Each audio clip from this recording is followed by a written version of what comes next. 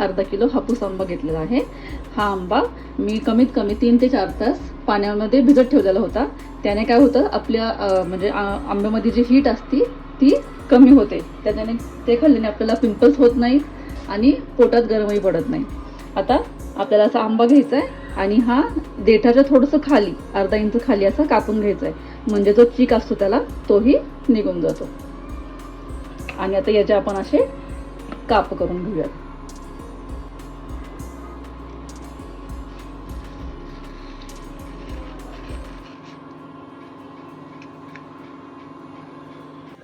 अशा प्रकारे आपण सगळे आंब्यांचे काप करून घेतलेले आहेत। आता हे आपण साईडला घेऊया। आता याचं एक भांडं घ्यायचं आहे, त्यासोबत अशी छोटी किसणी असते ना आल्याची, ती वाली घ्यायची। मोठी किसणी नाही घ्यायची, छोटीवाली किसणी घ्यायची आल्याची।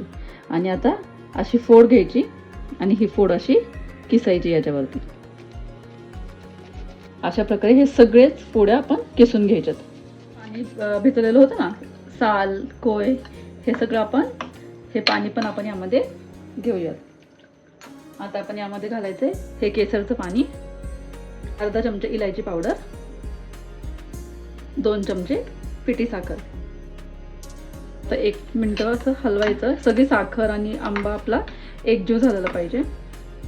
आपला आमरस तयार आहे।